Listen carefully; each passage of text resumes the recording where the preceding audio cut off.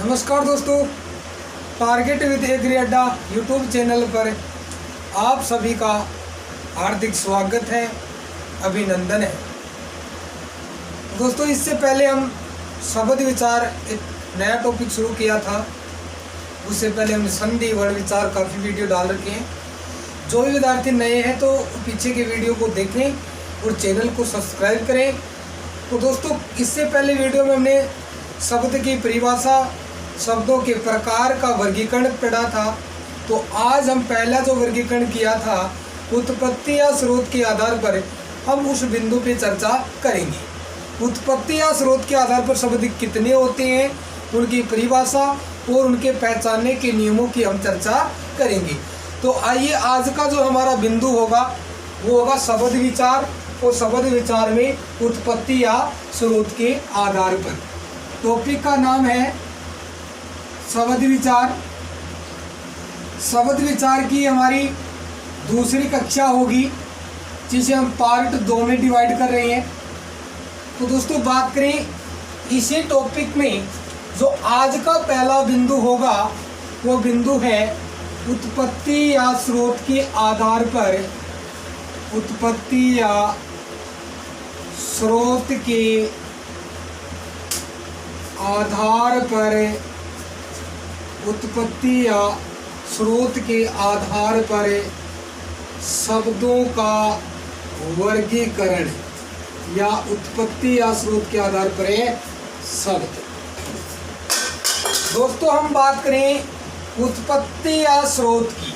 उत्पत्ति का मतलब होता है जन्म। क्या होता है? जन्म।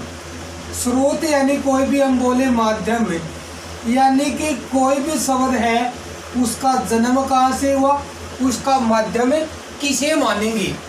उन शब्दों की बात करें तो हम उसे पहला जो हम लेंगे वो होगा तत्सम शब्द। कौन से शब्द? तत्सम शब्द। तत्सम है वो तत् या तद, दोनों समानार्थी उपसर्ग है, प्लस सम से मिलकर बना है। तद या तद का मतलब होता है उसके समान, उसके समान। तद का उसके, सम का मतलब समान, यानी उसके समान शब्द। किसके समान? संस्कृत के समान।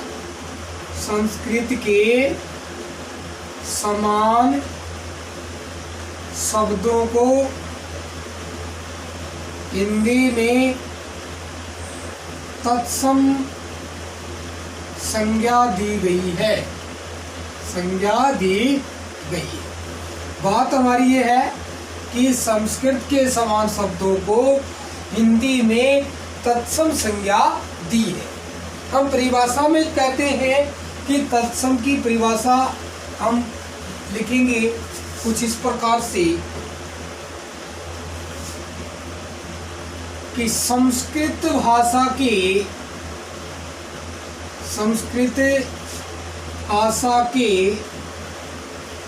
शब्दों को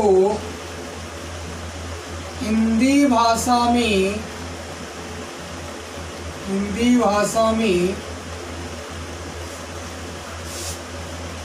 जो का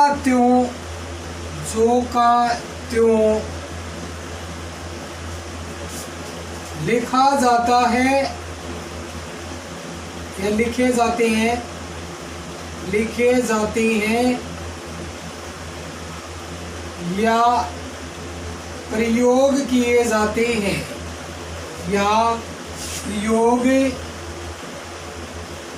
किए जाते हैं, उसे तत्सम कहते हैं। उसे तत्सम शब्द कहते हैं। जैसे हम बात करें कि तत्सम शब्द कौन से होंगे, जैसे संस्कृत का शब्द है अग्नि, कृषक, अगर, अश्व, उसके बाद व्याघ्र, उष्ट्र, कस, कक्षा, पितृ, मातृ, घोटक,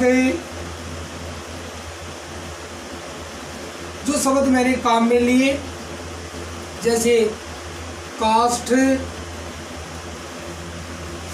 प्रथम, एकादश,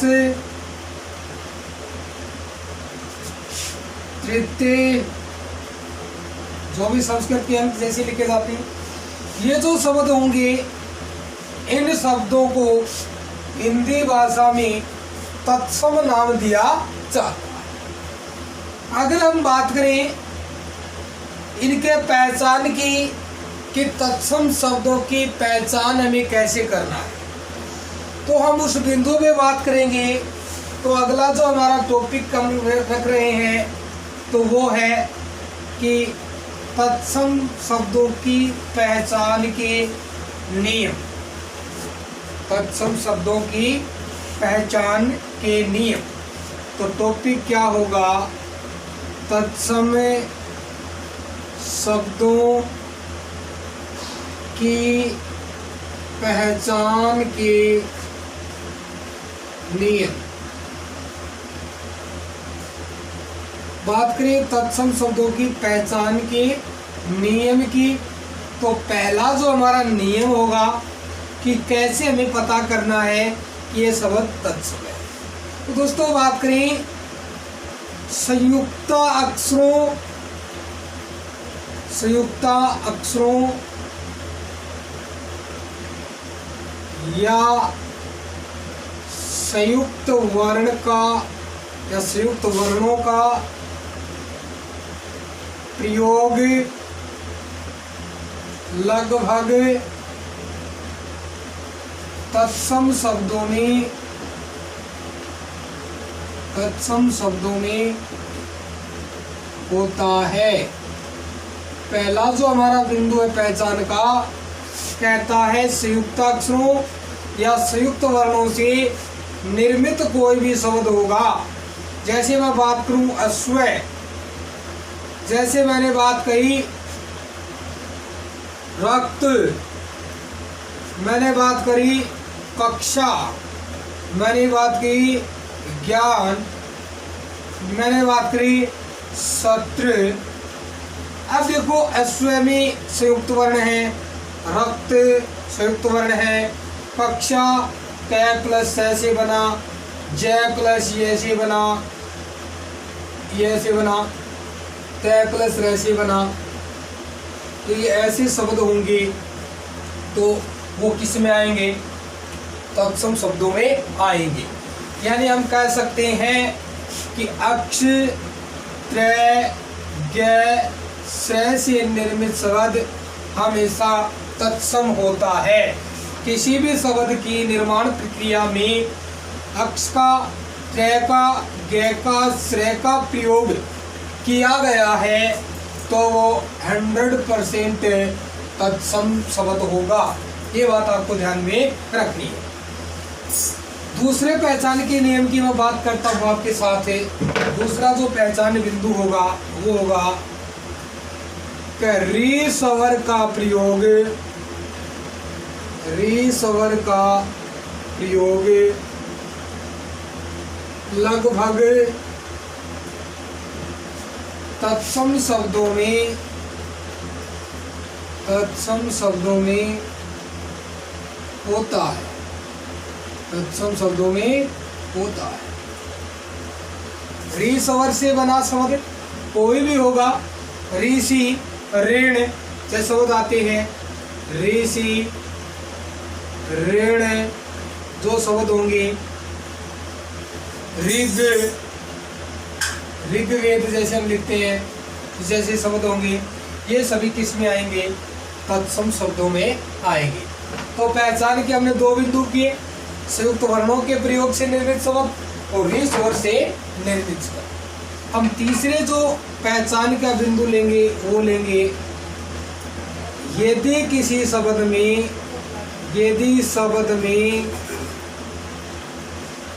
मूर्धन्य सकार, मूर्धन्य सकार तथा तालव्य सकार, तालव्य सकार का प्रयोग किया गया है, प्रयोग किया गया है, तो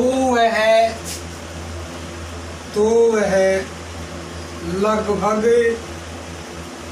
तत्सम शब्द में आएगा। जैसे मूर्धन्य सकार और तालव्य सकार से बना शब्द। जैसे मैं बात की षष्ठ, षटकोण, है ना। जैसे मैंने लिखा अश्व, है ना, शाक,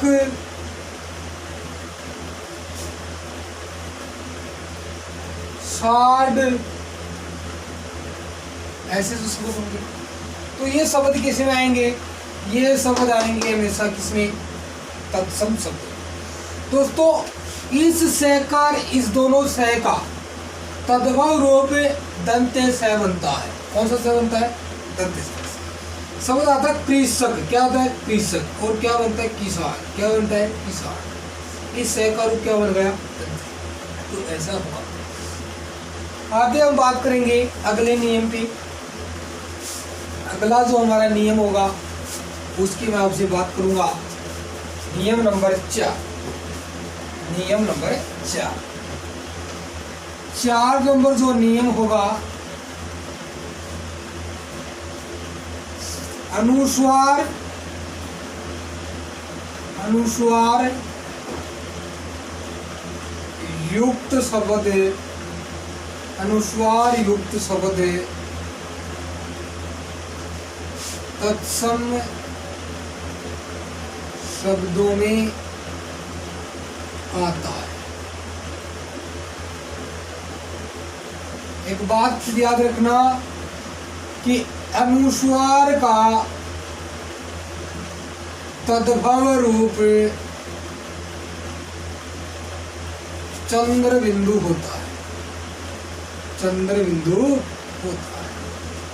चंद्र बिंदु का रूप अनुस्वार, तद्भव। अनुस्वार तो तत्सम हो जाएगा, वो तद्भव चंद्र बिंदु हो जाएगा। तो बात याद रखना, अनुस्वार जिन शब्दों पे होगा तो वो तत्सम होगा, और चंद्र बिंदु जिन शब्दों पर होगा तो वो तद्भव की श्रेणी में आएगा। आगे हम बात करते हैं नंबर 5। नंबर 5 ये है कि रेफ या रेफत्व, रे का प्रयोग जिस शब्द में होता है, जिस शब्द में होता है वह शब्द लगभग तत्सम में आएगा। लगभग तत्सम शब्दों में आएगा। जैसे मैं बात करूं आपसे, शब्द आता है कार्य, कर्म, धर्म। जो शब्द मैंने लिखे यहाँ पे जो रे है वो यहाँ पर रेफ कहलाएगा। रेफ का मतलब होता है यदि अर्ध रे का शिरोरेखा पर प्रयोग किया जाता है तो वो रेफत्व या रेफ कहलाता है।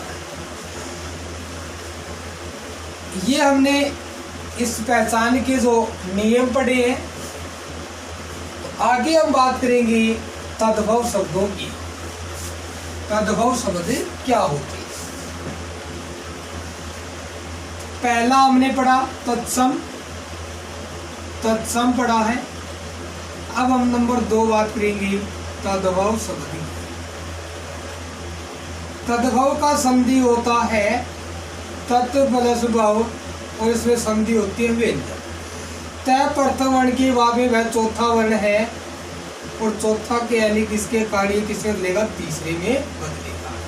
तय का तीसरा दय होता है, जब संधि पद में दय हलंत इसीलिए लिखा जाता है क्योंकि आगे इसे स्वर नहीं मिलता है। तो तद्भव शब्द किसे कहेंगे, इसकी हम बात करेंगे।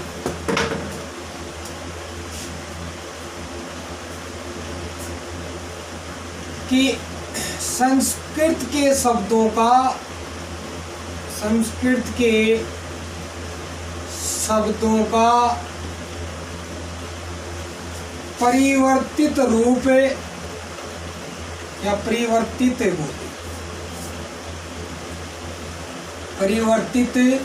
रूप हिंदी में तद्भव होता है। ये बात आपको समझ में आई होगी कि हिंदी है वो किससे आई, संस्कृत से आई। कि संस्कृत के साथ जो का तो प्रयोग किया तो वो क्या हुए, तत्सम। लेकिन कुछ शब्दों को हमने बोलचाल के आधार पर या लिखने के आधार पर क्या कर लिया, बदलाव किया। जो बदलाव किया तो वो क्या कहलाए, तत्व। और जैसे कि वैसे आए तो वो क्या होगा, तत्सम। इतनी ही बात है, ज्यादा बड़ी बात नहीं है। तो यानी कि संस्कृत के शब्दों का परिवर्तित रूप हिंदी में तद्भव कहलाता है। ये बात क्या की कहलाता है। हम बात करें कि तद्भव की जब हम बात करेंगे, जैसे शब्द लिखा था अग्नि, और अग्नि का क्या हो गया, आग। अश्व लिखा, अश्व का लिख दिया घोड़ा। उसी तरह हमने लिखा था जैसे गोटक होता है, गोटक भी क्या होगा, घोड़ा होगा। उसके बाद लिखा था व्याघ्र, व्याघ्र का क्या होगा, बाघ होगा। उसके बाद जैसे जो शब्द काम में लिया हमने, जैसे शब्द लिया था अग्र, अग्र का क्या होगा, आगे। जैसे मैंने लिखा पश्च, पश्च का क्या होगा, पीछे। उसी तरह जो शब्द है जो होंगे। तो दोस्तों बात निकल के आई, जो कठिन शब्द लगे आपको थोड़े से तो वो तत्सम होंगे, वो सरल होंगे ना लिखने में बोलने में, वो तद्भव होंगे। ये भी एक पहचान है सामान्य से अपने अनुभव। हम आगे बात करेंगे कि चंद्र बिंदु युक्त जितने भी शब्द होंगे वो सभी किस में आएंगे, तद्भव में। तो नोट लगा के बात लीजिए, चंद्र बिंदु युक्त, चंद्र बिंदु युक्त सभी शब्द, चंद्र बिंदु सभी शब्द तद्भव होते हैं। जैसे मैं बात करूं गांव, उसके बाद शब्द आ गया द्वार, शब्द आ गया मेरे पास आँख, शब्द आ गया ऊँट, 600 शब्द होंगे। शब्द आ गया ईंट, तो ये शब्द क्या होंगे, ये सभी शब्द क्या होंगे, तद्भव होंगे। आगे मैं आपसे बात करूंगा तद्भव के बाद में देशज शब्द, हम बात करेंगे देशज शब्दों। उत्पत्ति या स्रोत के आधार तीसरा जो शब्द होगा वो आ रहा होगा देशज शब्द।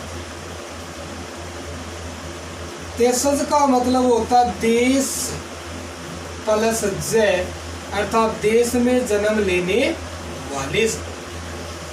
यानी कि हमें कालांतर में जब हिंदी भाषा संस्कृत से आई है और धीरे धीरे कालांतर में लोगों ने अपने विचार विमर्श से कुछ नवीन शब्दों को गढ़ लिया है और धीरे धीरे वो हिंदी में घर हो गए, अर्थात वो प्रचलित हो गए और उनका अर्थ ग्रहण करने लग गए।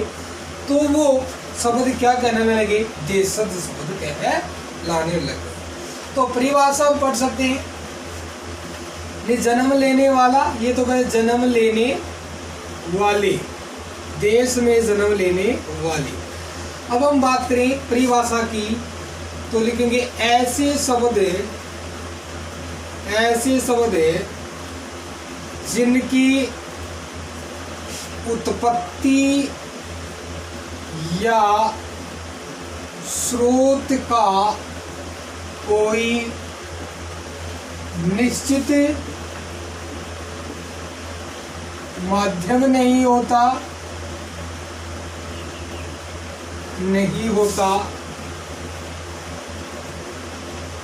नहीं होता है, बल्कि आम जन के द्वारा या आम जनता के द्वारा अपने मनगढ़ंत अर्थ में प्रयोग किया जाए, प्रयोग कर लिया जाए तथा कालांतर में उसका प्रयोग हिंदी में हो गया तो उसे देशज शब्द कहेंगे।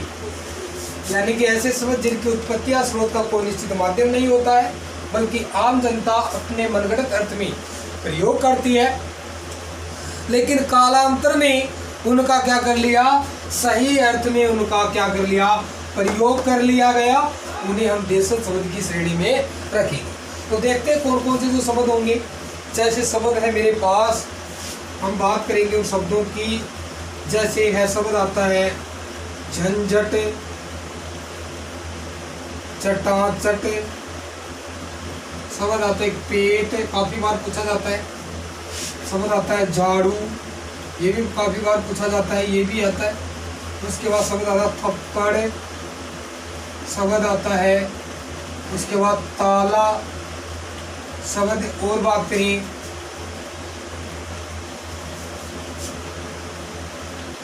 तक टकी, टक टकी। जो शब्द मैंने लिखे हैं, जो शब्द क्या होंगे, ये होंगे देशज शब्द होंगे। जैसे डेगची, जैसे लिख दे खाट, माट, हाल, है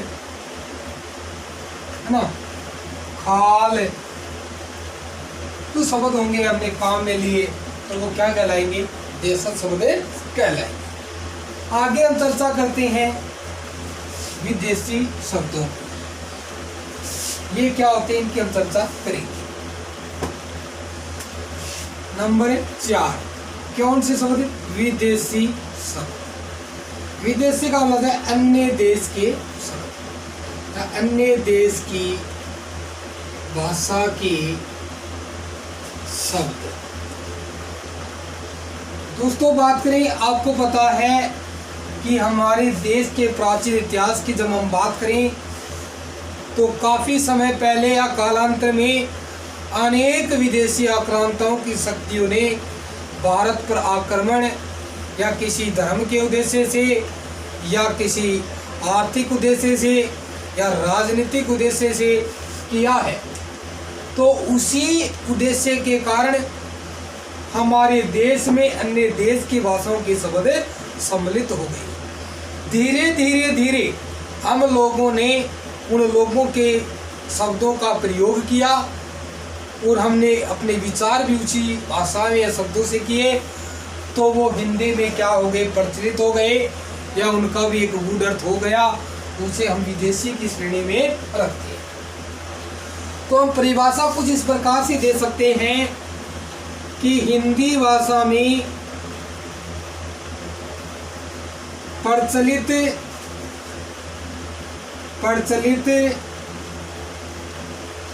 ऐसे शब्द जो अन्य देशों की भाषा से हिंदी भाषा में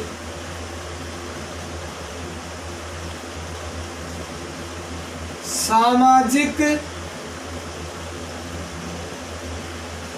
धार्मिक, आर्थिक, राजनीतिक आदि उद्देश्यों से या आदि कारणों से हिंदी भाषा में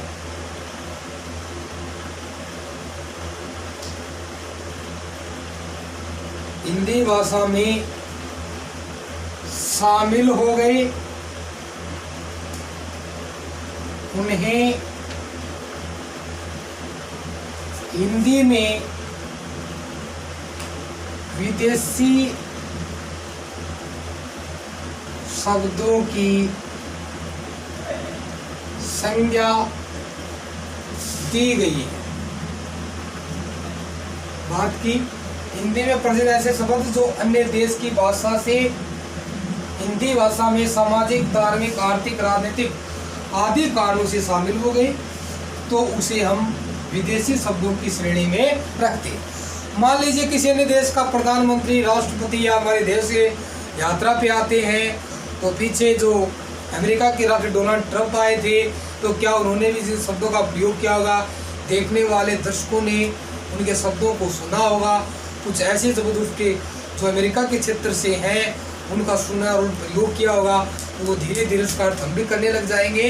इसी तरह हमारे नरेंद्र मोदी जो भारत की सर्वाधिक देश की यात्रा करने वाले प्रधानमंत्री, जो अलग अलग देशों में गए हैं, तो अलग शब्द गए भी हैं, वहाँ पर आए भी हैं, तो वो कोई ना किसी उद्देश्य से आ जाते हैं, उसे हम क्या करते हैं, विदेशी शब्दों की श्रेणी में रखते हैं।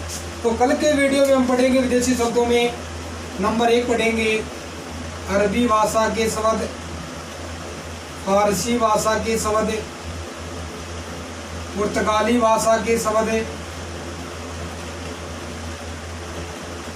उसके बाद डच भाषा के, जापानी भाषा के, चीनी भाषा के आदि शब्दों पर हम कल चर्चा करने वाले हैं। यदि आपने वीडियो को शेयर नहीं किया है, सब्सक्राइब नहीं किया है, तो जल्दी से शेयर एंड सब्सक्राइब करें और बेल आइकन के बटन को दबाएं। सभी का धन्यवाद वीडियो देखने के लिए। All the best, thank you.